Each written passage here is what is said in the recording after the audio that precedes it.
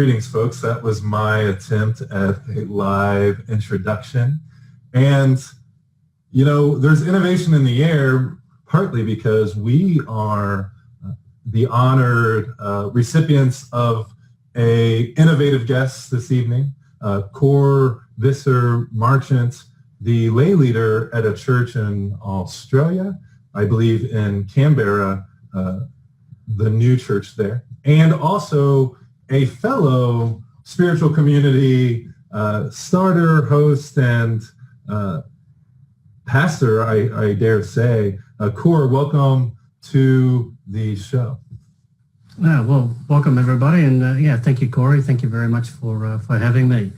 And I must say that with your introduction, I'm one of the lay leaders here at the local church, and we have a formal minister that also leads the services here in Canberra. So just want to make sure that I'm not presented as being the only leader here in Canberra. But thank you very much.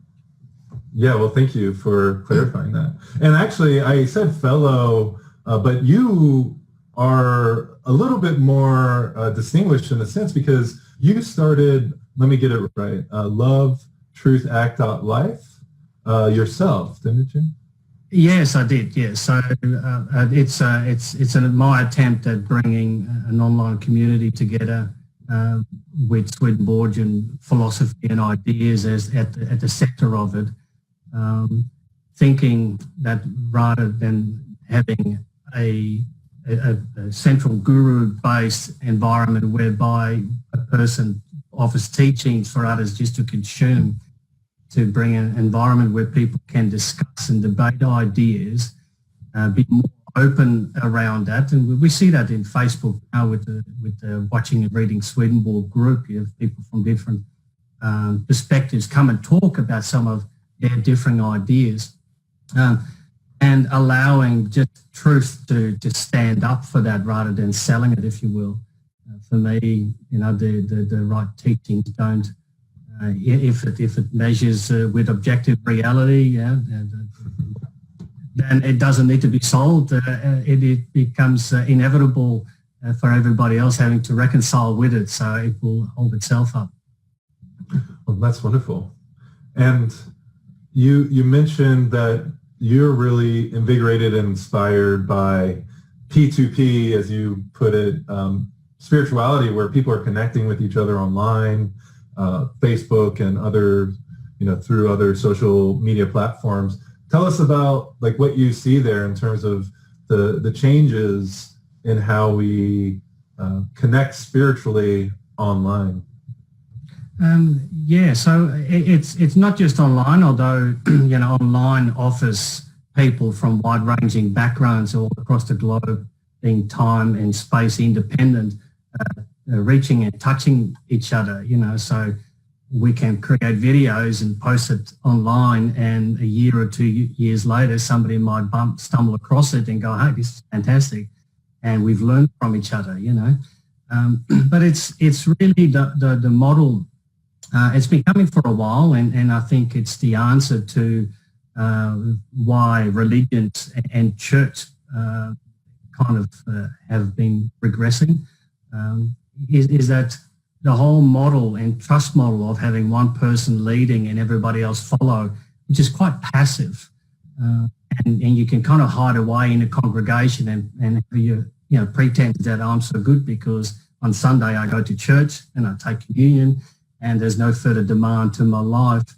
I think we've grown into an era now where very clearly that model is no longer acceptable for a vast majority. It still has its place, of course, and we still need leaders and we still need teachers, and people come and dip in and out of listening to people like yourselves and myself and others to hear what they've got to say and take away from that. But we've become much more there's now much more of a requirement of us to be responsible for our own lives and our own spirituality. The world has opened up, and you can kind of see that. There's a lot more rigorous debate, and there's actually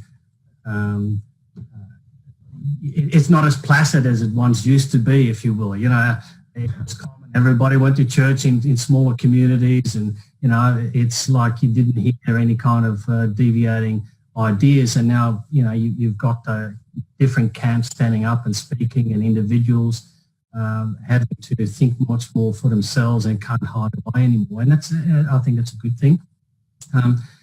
But it also means that as we all travel through our spiritual life, if we take it seriously and we actually travel the path, do the inner work, then we have a place where we can mentor and coach others and share with others our experience and pitfalls and learnings and help each other on that journey and walk with each other.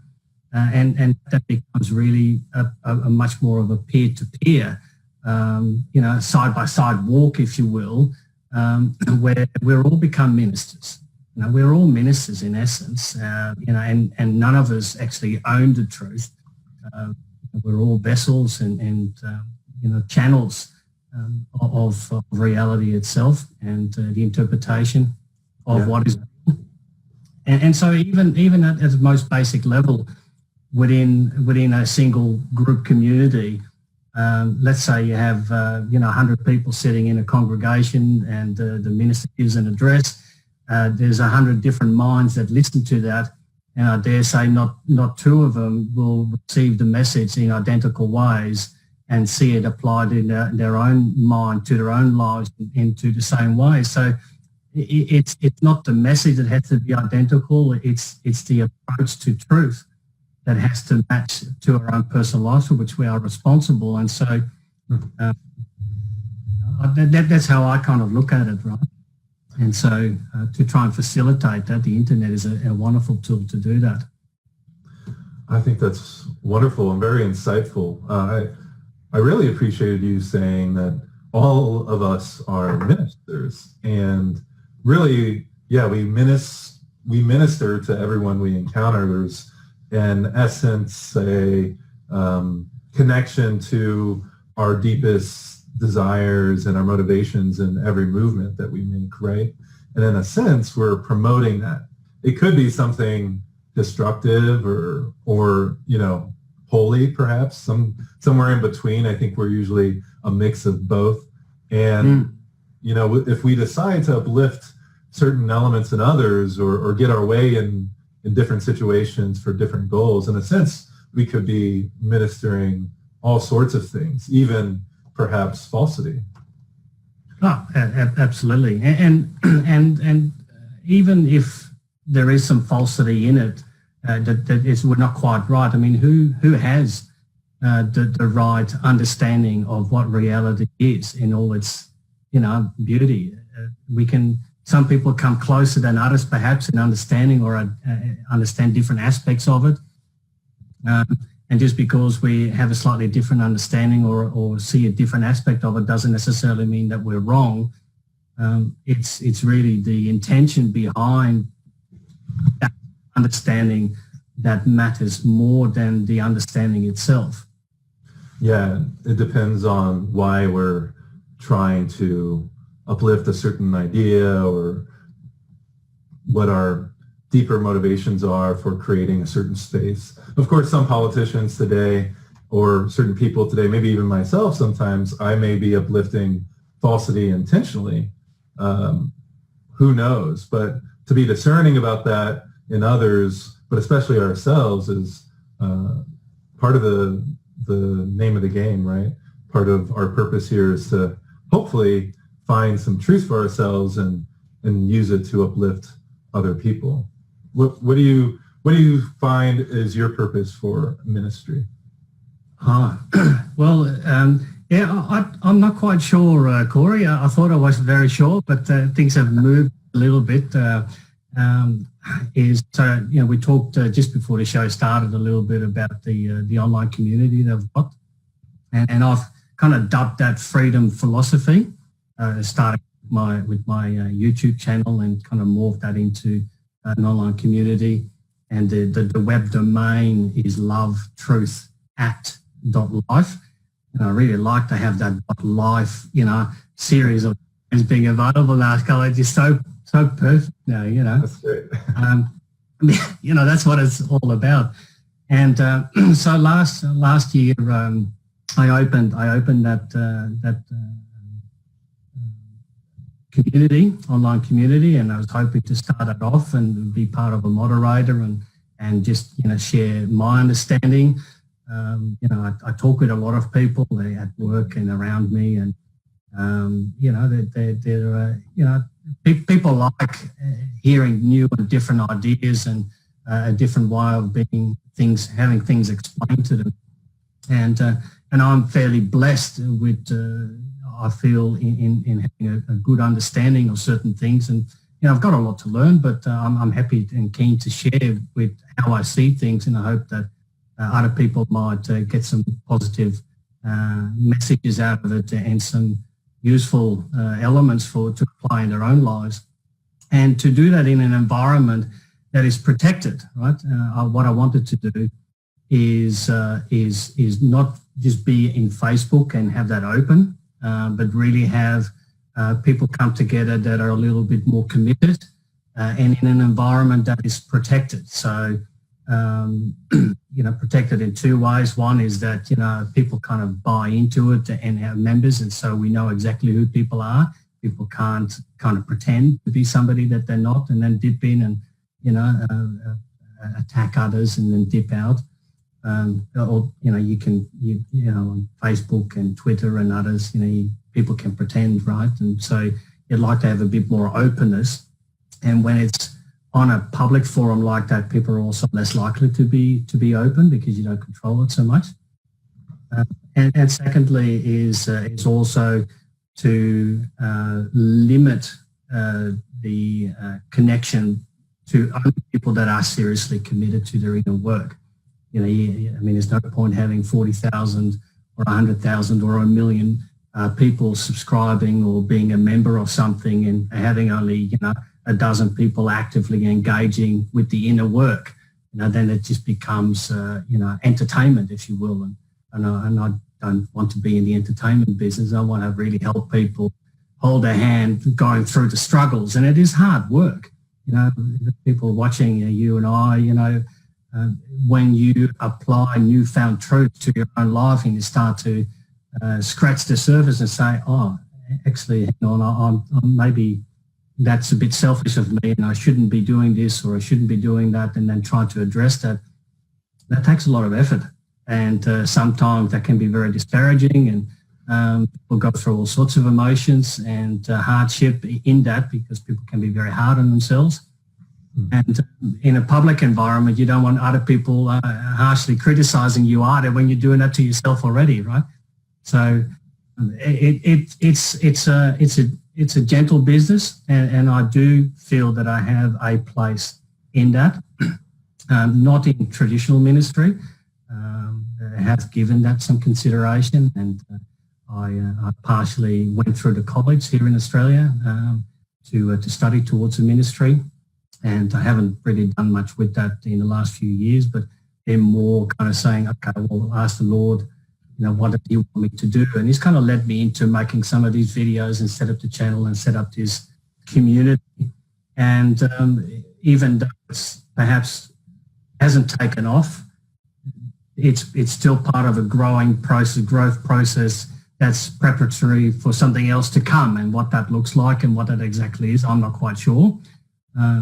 But it's I certainly feel I have an obligation to share what I do know, and to try and help people on their journey, right? So, and I'm just kind of open to see, well, what form does that take? Not quite sure. Beautifully put, Cory. I find it quite inspiring, your willingness to just share your wisdom in a way that you think can engage with people in an environment that you have some insight about around it being able to create good space for people to connect and share. And I know on this online community, a lot of our things are open. Some things are more private than others. And it is a balance. And you learn so much along the journey. I find that there's a lot of things I could do better. And I'm curious, you said it hasn't taken off, but it's used, it's in a place of launching off for you, for, finding your continued ministry, inspiring your continued work in whatever way that you choose to. And I'm curious how the Australian New Church in Canberra plays a role in that. What's that experience like for you? Well, we're a very small group, right? And I think the world over, the church is made up of very small congregations, aging congregations. And as said, in the new church, it follows the traditional, model, the Protestant type of model of church and Sundays. And we've, since Reverend David Moffat came here, I think in 2000, we had a formal congregation established, and we've tried all sorts of different ways of presenting with different lay leaders and different outreach programs, etc. And just being together and talking through things, and as a churchgoer myself, and getting involved in reading the doctrines and reading the word and applying it to my own life, and being involved as a leader, and that forces you to level peg up a little bit your own thinking. I mean, it forces you as a leader, you want to make sure that you know what you're talking about. So and that only comes from practical application to life, right? But that sincerity, that just didn't have to be as part of this congregation, but just spiritual life prepares you for whatever comes, right? So the variety of engagement that we've had with the congregation, with other groups, and the challenges that have been put before us by our leaders and by our minister, does help in that, right? So we learn from each other, and as we challenge each other and take personal responsibility, you can't but be led by the Lord in your path towards where you need to go. Things fall into place when you do that. Yeah, I'm curious how you see providence and God working in things falling into place, as you said. I think I had a feeling, a hunch that it has some spiritual underpinnings, your statement. Yeah, well, I'm not sure how to answer that. So divine providence is over everything, right? So you start with the premise that there is objective reality. We're just not making it up ourselves, although this postmodern world just likes to think we do. And if everything is okay and everybody's right, well, I'm afraid, sorry, that's not the case. There is an ultimate anchor point, right, which is we trust that is the divine creator. So and the divine creator has a nature, and that nature goes out in its creation with natural consequences attached to that. And we can either behave in a way that's in alignment with that and in order, in the order of that reality, and then things fall into place. And part of the order is to recognise that we have thoughts and feelings flowing in, and that we can't live for ourselves alone, right? So the two positions, if you will, in life, it's you behave, as what Swedenborg says, like a spider, and you sit in your web and you seek to gain everything from life, and it's all about me, and I go out and seek to satisfy me. I want to be happy, and I need to make money, and I need to do this, etc. That's very isolating, right? It's always it's basically the ultimate victim state, if you will, because you're constantly dependent on externals to get you to be satisfied. Whereas the ultimate position in alignment with that order coming from the inside out, from the spiritual into the natural, the will into the understanding, into the action, into life, is that you seek to give, and then everything is within your control, and it's limitless, and that's like more like a tree, like a fruit tree, right? As Swedenborg describes, is you constantly give, and then you see that fruit come into place, and you help others, and there's a natural return that comes out of that you feel satisfied from seeing the benefit from that.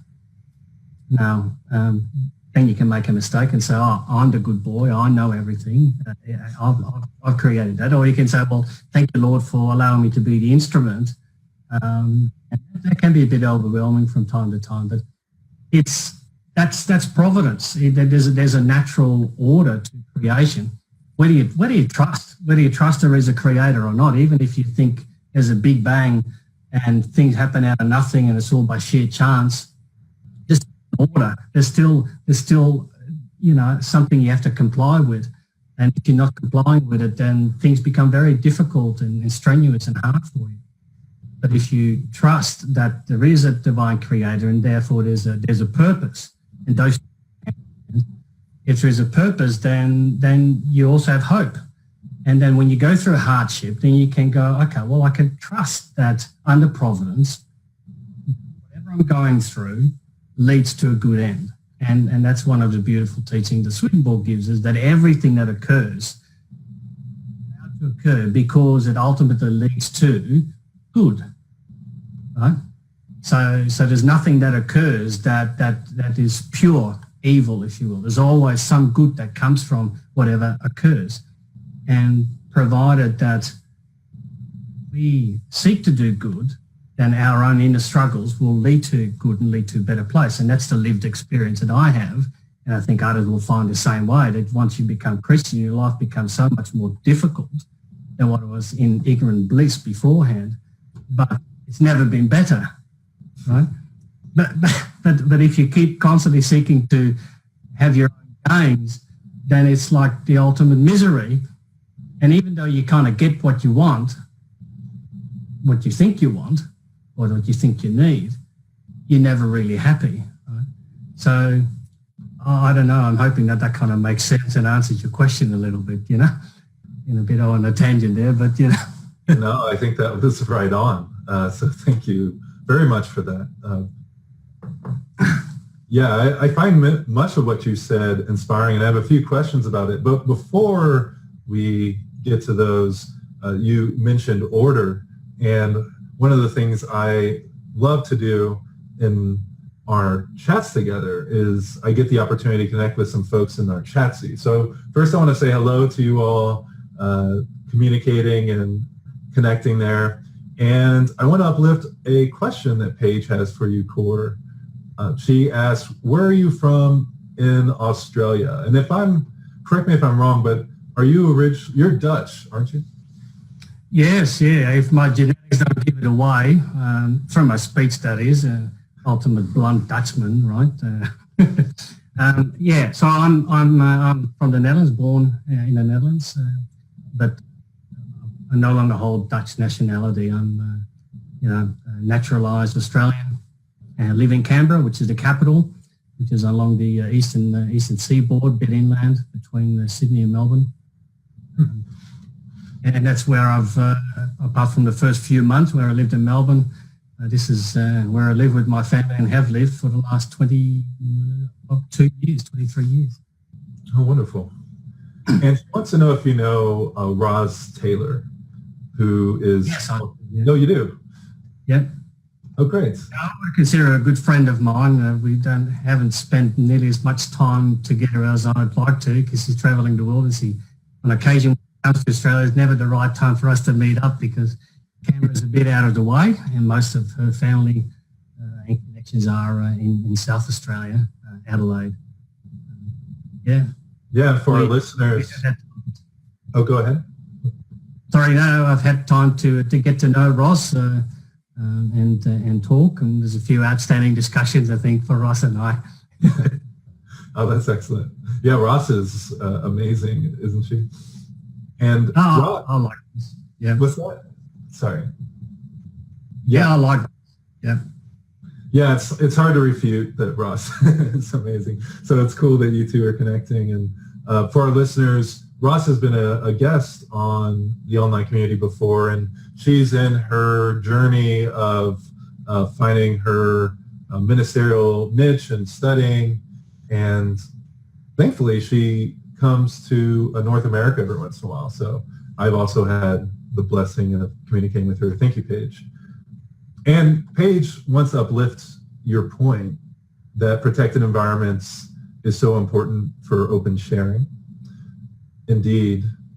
And it can be a tough balance, because even if you're accepting membership, right, you have to open yourself a little bit unless you go full on background check. But I think, to your point, if someone could just jump in and create a fake name and harass folks, especially if that starts happening, it's good to be able to pull back a little bit and create space for people where they can share personal things, right?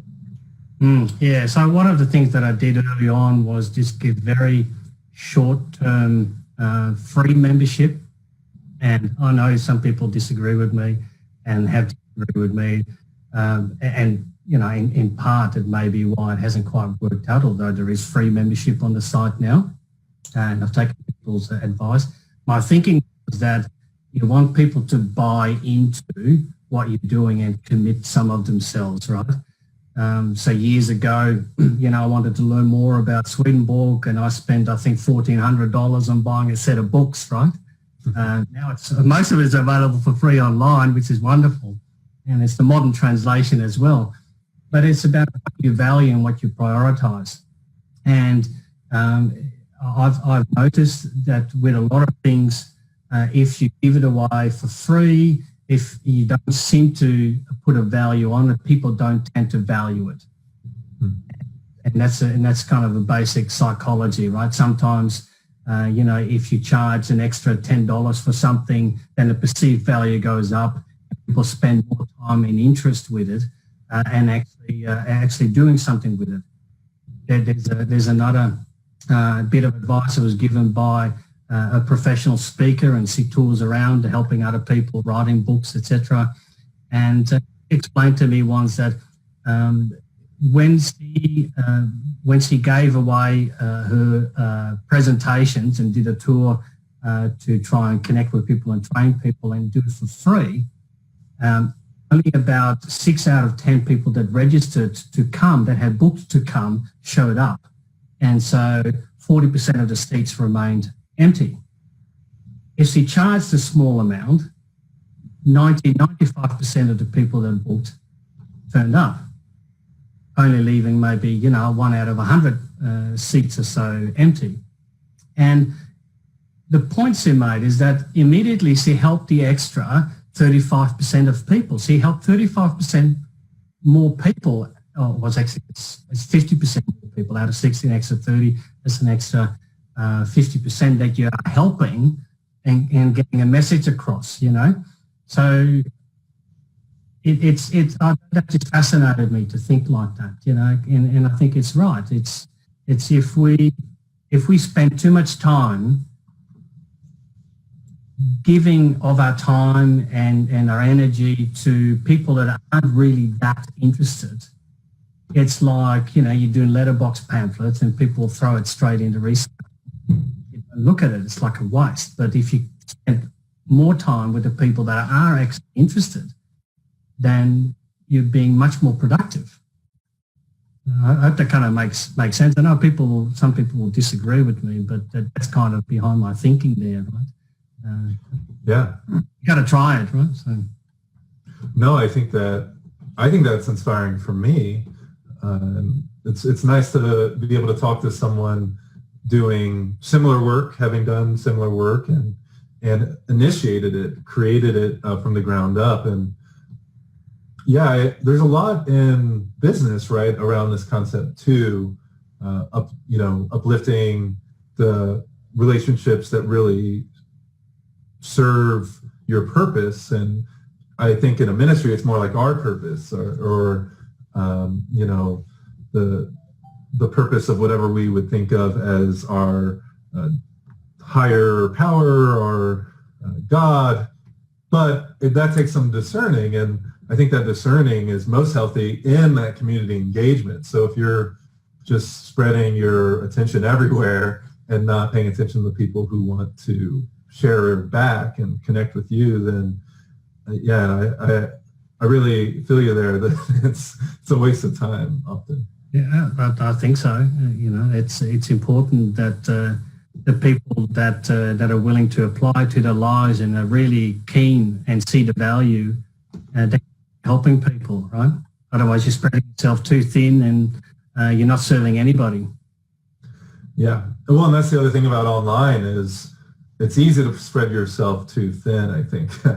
Especially if you're engaging in multiple platforms and social media, you may get messages from people all over the place. And those are people trying to engage.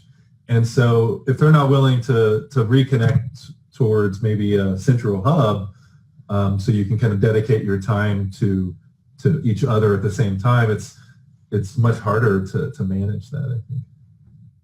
Yes, it's true. Yeah, absolutely. Well, great. And I want to connect again with you in the chat seat. I'm seeing a number of people there that are happily engaging with you, Cory. And so we want to uplift our thanks for your insight. And I think the question that's on our minds as our own version of spiritual community is how do you stay robust and stay accountable to each other in this type of connection, especially online where it often feels fleeting? And I think you might have touched on this before, but I'm curious if you have any thoughts on that. And maybe it also connects with something maybe more broad for all of us is how do we develop lines of accountability and connection that really serve health, our spiritual, physical, emotional health, and how do we go about really checking those and being reflective on them? Very good question, Cory. So there's two aspects to it, and one is as a leader, I suppose, is one, and second as a participant. And although you can kind of roll them up into one and the same, right? Because we both have the same level of accountability, and that is that we are primarily accountable to ourselves, and we can't control others. What you can do is you can set some ground rules in a community and then try and get people to honor that, and then just be firm about protecting the members within that if they're not accountable. In the same way that you wouldn't have guests in your house if they start to trash the place, you will kick them out, right? If you have an investment property, you have tenants and they don't pay the rent, you go like, well, I'm sorry, but you got to go. In the same way we protect borders in a nation, in the same way we need to protect our church congregations and a spiritual ministry as well. But if people don't have the right intent and engagement that is respectful of that, then they've got to go. You've got to protect that, and you've got to hold people accountable to that as long as the rules are clear. Having that, one of my freedom is important, right? So that's why I call it freedom philosophy. It is that having open and robust discussions, allowing that and doing that in public allows us to be held to account. So if I have my ideas and I put it out there and I'm frank, then others can disagree with that and pull me up and say, well, hang on a moment, you seem to say this, but over here you seem to say something else, or your actions are a little bit different. So that seems to be a bit hypocritical, and then you kind of have a mirror held in front of you and you're being held accountable. I think that's a good thing. It's sorely lacking from the public arena at the moment, right? It's something that is critical for the integrity of society, integrity of character.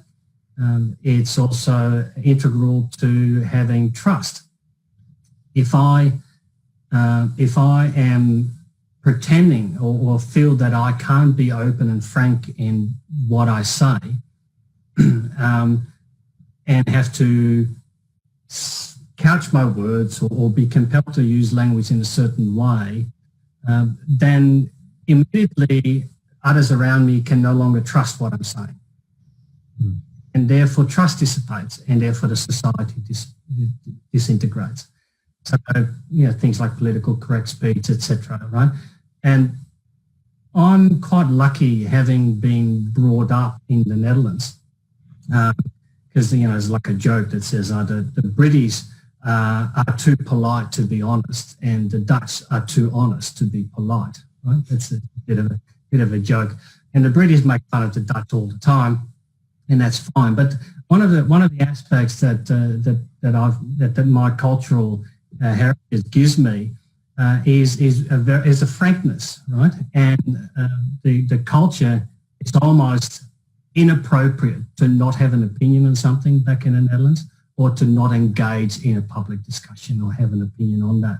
And so around dinner tables and around in society, you will have discussions about most different topics, and people can vehemently disagree with one another and still have respect for one another, because we have even considered opinions, and we tolerate people having different opinions and different viewpoints. And that's important, right? And so in a spiritual community, the highest level of accountability to yourself is to engage publicly and honestly in discussions, and then for yourself, have that introspection about what newfound ideas and principles, if you accept them, of course. If you accept, it starts out when you go on your spiritual path and say, I believe there is a creator, can no longer run away from that. And you go, okay, well, what does that mean in terms of those principles? And you rebuild all of your thinking from the ground up. And that's what we're called to do all the time, is tear it apart, rebuild it up, tear it apart, rebuild it up, until you have a foundation that is unmovable and unshakable and constant. And then you build on that, and then you start resting on that and build your thinking up from that. You're accountable for yourself. We all have to make sure that our thinking aligns to our principles, and our life aligns to our principles. And if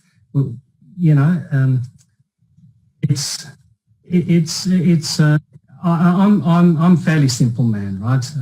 I like to go to the ultimate extremes, and rather than engaging in although I do in topical discussions, you always go back to what are the ultimate fundamentals that underpin that, and then rebuild that up, and then see if you come to the same conclusion. And I think that's the way to hold yourself accountable. Wow. Yeah, that is awesome. Thanks, Cory. I think we all can use those ideas in our own living, and how beautiful is it to be called to that kind of life where you really feel inspired, convicted, what have you, in checking yourself and reflecting and trying to live up to your principles. Because I think all too often we get caught up in the principles themselves, or just the visage of them, or the label, whether it's political, religious, or what have you, and we say, oh, these are our ideas, and you're probably wrong if you don't agree, but we don't actually tend to live up to those ideas. And in fact, we should kind of put more emphasis on living up to them, and then drop the whole, well, if you don't agree, you're immediately wrong. Because as you said earlier, truth is relative. We're all in an appearance of truth and rationality, and with infinite room to grow, right? Yeah, there is an objective reality. So Yeah. There is a way to describe reality itself that is, but we can never hold the truth fully. We might have truths or facts, if you will, and, there could be some distinguishing factors between the two. But to think that we hold truth and comprehend it all, that's just madness. Right? So we always have to allow for the idea that what we think to be true may be so, or may be completely wrong. But ultimately, we've got to convince ourselves, and our understanding is what's feeding us and what is feeding our actions, right? So we've got to accept something, and put it into practice. But we always have to be willing to have that changed, provided it agrees with the principles that we hold up to. So the other day I was having a discussion with a friend about the potential existence of aliens, right? And I was talking to him about that. So actually, this is getting too deep. I think we need a bottle of wine for this and a few more. So let's park this. But it's why I don't believe that there are any, right, on our level of consciousness. Always a small fraction in my mind that would allow that things can change where it's different, right? So even though I'm convinced with certain things, you've got to leave the door ajar just a little bit, right? Have that little bit of acceptance that I might be wrong. Mm-hmm. In fact, most likely I will be wrong, but you got to go, how much does it matter, right? What does knowing this or that, or if it's this way or that way, how does that then practically affect my spiritual life right now? Right? Yeah. How does it change how I behave? And then you're getting into more deeper fundamentals. No, I think that's really cool, trying to be discerning about whether it matters to argue about it, to reflect deeply on. And it's interesting that often our concepts of certain things or our ideas are an image of something deeper within us. So it may not matter whether or not we think aliens or X, Y, or Z, but sometimes it reveals something about the way we're approaching our living, our maybe motivations that we're not quite aware of or unwilling to grow in. And I'm curious about your growth journey, if I can use that segue. So you are a lay leader at the Canberra New Church, and of course you are the spiritual leader of Love, Truth, Act, Life, to the extent anyone can be called that, right, as to your point. So how did you find Swedenborgian thought, and how did you end up where you are? Fascinating journey. I'm sure we all have fascinating journeys. Most of us have fascinating journeys. Some have been blessed or cursed to be brought up in the church, and I've been blessed to have not been brought up in the church. So I know what life is like outside of the church. I wasn't raised as a Christian, so I came to Christianity later in life. And when I was in my early 20s, I kind of said, look, I've had enough of religion because my girlfriend at the time didn't like some of the ideas that I was getting into, and I was talking to some Jehovah's Witnesses, and she was part of a Protestant church, and it became so confronting, or that kind of tension and conflict between this is the right religion, or this is the right religion, and I was just trying to follow the thought process of logic, right? So I kind of convinced myself that there is something like a spiritual reality. There's more than meets the eye. But because of that tension, I said, look, I've had enough of this. This is just ridiculous. And I know a lot of people feel like this, to see this hypocrisy where people are supposed to be tolerant and loving and caring, being so aggressive and negative towards people of different beliefs. And my mum, so I grew up with my mum, single mum, after the divorce of my parents. And, she wasn't a religious person, but, she's lived a life of truth. And one thing it was two things actually it taught me that stick with me. One is to not lie, which is, of course, a good principle to have, right? And particularly don't lie to yourself. And secondly, is to treat others as you would have them treat you, right? That's a golden rule. and in that rest the whole law and the prophets. So the whole word comes down to that single golden rule, right? So you couldn't have a better teaching. That's quite sad, right? Go law of attraction, and then look at what Swedenborg describes the afterlife as. Like I said, it just becomes more and more true every time you look at it. So I gave that up, and I go, that's enough. So, but I'm still philosophizing, right? Thinking, what does this mean, and what does that mean, and do spirits interact, and what's all of that kind of thinking a lot of people go through. And then I met this girl from Australia, my wife, future wife, and she's a fourth or fifth generation Swedenborgian, right? So her great uncle, his great uncle. Anyway, how many greats there are? Anyway, so a few generations back, right? And George Marchant, who actually owned a soft drink manufacturing plant here and made a lot of money, and basically donated a lot of his wealth to the church here, and basically paid for the buildings to be built in Australia.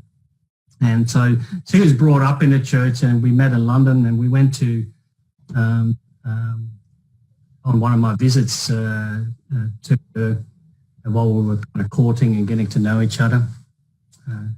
She wanted to go to church on a Sunday, and I said, yeah, okay, fine, I wasn't going to stop her. I wasn't particularly keen on going to church, right, at that time, but I said, look, I'm happy to accompany you, but I'm not singing. Yeah. And so we went there, listened, and came away very unappealing. I can't even remember the message, right? But what I did take away from that, and that was quite powerful, is that the leader there, and my wife will know who it was. I think it was Reverend Duckworth over there. But Dennis Duckworth, I think it was. But anyway, I'm not quite 100% sure. But what I did walk away with is that he presented in terms and language saying, the way I understand this is like this, or the way I see it is like that. If I read it correctly, then this is what it says. There are a number of times where it's kind of very clearly having a caveat in his saying that allowed me to accept or reject what he was teaching, as opposed to this is how it is, and this is what it says, and this is how you should be living your life, the traditional kind of method of preaching. And so that actually resonated with me. I go like, wow, that's a little bit different. And so he gave me a book, which is Presence of Other Worlds by Wilson von Dusen. I read the first 3 chapters. I go, wow, this is a fascinating individual, this Emanuel Swedenborg. When people of that caliber present something, you listen, right? It's go, okay, well, and I've given a dozen of those books away before I ever finished the book myself. And then of course, the relationship developed, moved to Australia, managed to get a pilot project here and finish my degree, and now I'm married with 3 kids, and where I am now. So to develop my thinking. So I got drawn into Swedenborg in that way, and the things that Swedenborg was writing and saying, and the teachers that I was listening to were saying all resonated with me, with thoughts that I had already developed myself, like that there can't be just one single religion that is, that heaven is membership based, and it's only, you have to be part of this group to be saved or not. That just didn't make sense to me, right? The idea that people who live a good life but are not calling themselves Christian or can't accept certain teachings, that they are doomed, that didn't make sense to me. And a loving God, right, as opposed to a vengeful or a God that punishes or sends people to hell. So the idea that we basically send ourselves to hell, if you will, that made a lot more sense to me than what we are traditionally taught. And so when you look at a lot of atheists and their criticism of Christianity, I go like, I'm right there with them. Exactly what they say. I don't trust that either, right? Yeah. I'm Christian. So what Swedenborg wrote, so it kind of really resonated with me tremendously, and then I go like, well, wow, why don't more people know about this? And so, and then of course we started a church here with Reverend David Moffat coming, and the group kind of bantered together, and so the rest is kind of history, Cory. Never looked back since. That's my journey. But constantly the developing of actually applying what you learn to your life, right? That's how you grow in understanding and learning more, and just not just reading books. Well, that's a fascinating journey, and yeah, it's really cool how, as you said, many of our journeys go, but I find just hearing that kind of discovery of something that really speaks to you in a way that kind of just points to the open door already in your heart, that you're not wanting to be judgmental or you don't want to damn everyone out the gate and whatever you believe. So just like some fundamental things were there, but also just this deep rationality that you responded to, or it fit with your rationality at least. And yeah, I think that's really helpful also to hear how you resonated so much with just the willingness of that minister that you heard to say, these are just my ideas and my thoughts. Take them as you may, and I still have plenty of room to grow and learn. And it seems like you are a wonderful image of that yourself, Cory. Very gracious, thank you, Cory. But of course, that's all the Lord's doing, right? Yes. Yes. He's beaten me over the head a few times. Yeah, same here all too often. No, and I think that's one of the things that I really resonate with. And it took me a while to get there, but to just the idea that active awareness that this isn't our own doing, that this goodness isn't ours, any beauty that you see, any wisdom, any love that's serving a good purpose, which is everything, as you said earlier, but essentially the goodness in it, that's from something else, or higher power or divinity. And I think that just releases us from the destructive cycle of ego. What do you you mentioned that earlier, and I'm curious, do you find that that's like a key in transformation in spiritual life, or are there certain things that you typically point to when you share your spirituality and what you're trying to uplift in others? Sorry, what is that, Cory? What key? Oh, sorry. Missed the question. Yeah. So do you have certain things in your teaching and in your beliefs that you tend to go back to? And maybe you've already shared them, because if they're so, you've mentioned them, right? Yeah. Look, it's discussions with other people and the fundamentals. That depends very much on the topics that raised, but the first premise, of course, is the trust that there is a divine, and then without a divine, there's no hope and there's no purpose, and of course the logic of nothing coming out of nothing, no matter how you redefine nothing, right? Is that first fundamental logic when you talk to people that haven't got that acceptance of a divine. But once you have that acceptance of a divine, then you start thinking about, well, what's the nature of that divine, and how does that operate? And then clearly freedom is then fundamental part of that, right? So one of the core aspects that underpin my thinking is freedom. And that's why I like Swedenborg so much, because he's very clear about that. And it's obvious, it goes without saying, that we are free to operate against the divine, and that's kind of evidence of the divine existence, in an ordered world. And with freedom, if you follow the logic because there's so much we have in the world is like manufactured consent, right? And you get that if you don't have absolute freedom. And so we have to convince ourselves. And so we can't convince others. We can't think for others. And so the only way that people can convince themselves is if they understand what's going on. So you can't have freedom unless you have a choice and you have clear options. You can't have any options unless you understand those options and the consequences of those options.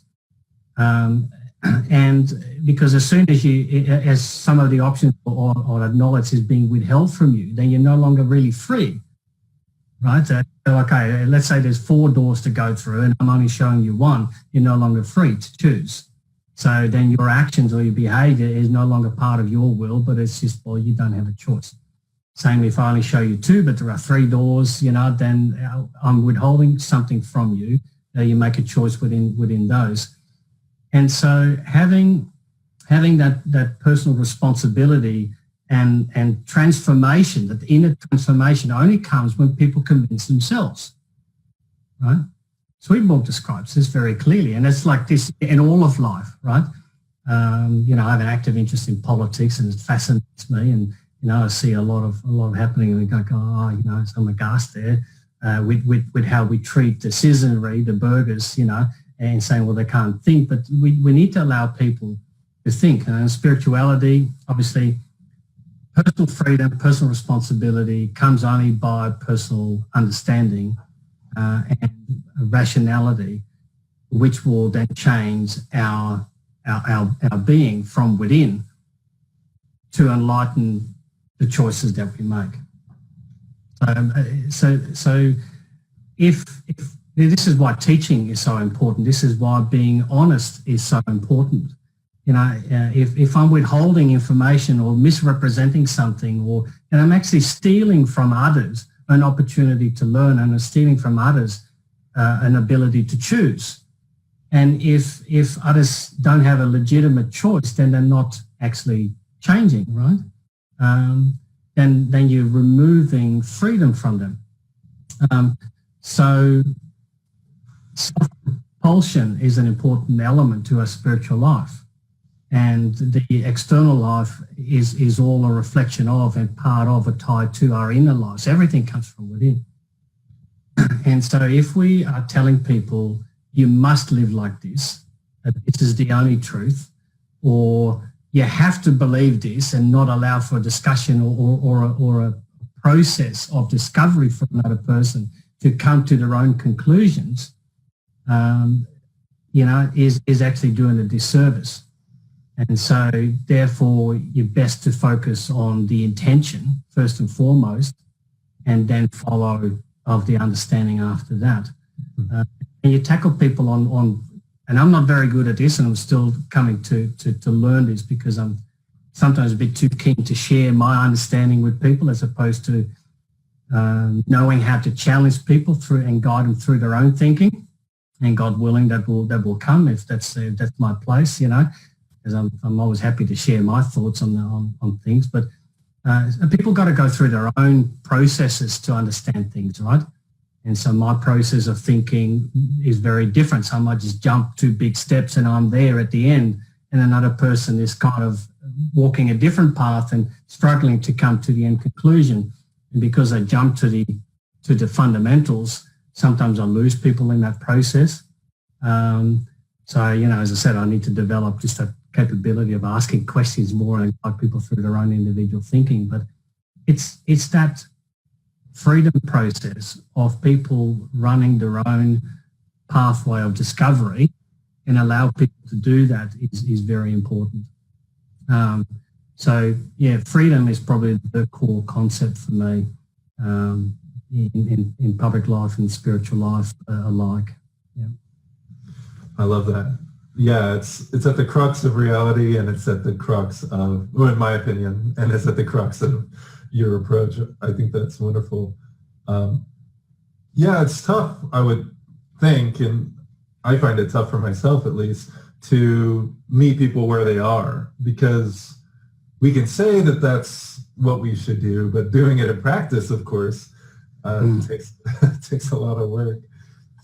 Well, thank you for that. And I also really appreciated where you started there and saying, it starts with divinity and then thinking about what that divinity would be like and what makes sense, and not necessarily shoehorning things that people have told us, but actually rationally engaging. But to your point, often it does take just allowing yourself to be convicted, and then from that conviction say, okay, what do I need to change? What do I need to hold myself to? And that takes work too. I was atheist myself. I had a lot of religious stuff in my background, but didn't believe in God. And I found that once I did, it was a rational leap. Like, if it doesn't make sense to you, it typically just doesn't, and you don't really want to hear anything about it. You may even just make fun of people who believe in God, as many of us often do, and whatever our standpoint is. But I found, like, as an atheist, I found a lot of that community was just really dismissive of the idea of God. But once I believed in God, I was like, oh, wow, I'm crazy to my old self. And that was kind of fascinating. Yeah, it's one of the teachings that I like with Swedenborg. One of the elements at which you can kind of judge for yourself whether or not you have the right end of the stick is whether you can see both sides of the coin. If you can only see one perspective, you probably are on the wrong side. And before, and I was very, in my early years, dismissive as well and making fun of people that believed. And I look back at horror now, I go like, oh, that was just so immature and juvenile, And so I was, But now you look back and you go like, well, I can understand how people come to that conclusion and have that belief. Yeah. But you see both sides of the coin now. And so that's good litmus test, right? To see, do you understand how people might arrive at a different perspective? That's a good litmus test to see whether or not you've actually rationally considered the alternatives. Mm-hmm. And of course, you only have, as I said, you only can actually have a proper choice and have that conviction, that transformation within, if you have made that choice willingly and knowingly, with full knowledge of what the alternatives are. And so then you can say, okay, that's real transformation at work. Well, I think those are words of wisdom to end on. And I have to thank those of you in the chat who've connected with us this evening, especially because I've seen a little of what Cory just described in the chat where, you're talking about some things that you're not necessarily sure of personally. And then you say, well, why would we do that? And some of the rest of you have shared the reasons why. And I think community is important for just that reason, as Cory was sharing. It's a place where different perspectives, variety can come together and create something more beautiful through maybe helping that spiritual process of discernment. So thank you to you all, and thanks from the deepest part of my heart, Cory, for coming on the show. Oh, well, thank you very much for having me, Cory, and may God bless this ministry you're having here, and bless the people that are watching this, and may their inner spiritual life and journey be successful. Wonderful. Well, everyone, go forth knowing that you are quite loved. Bye.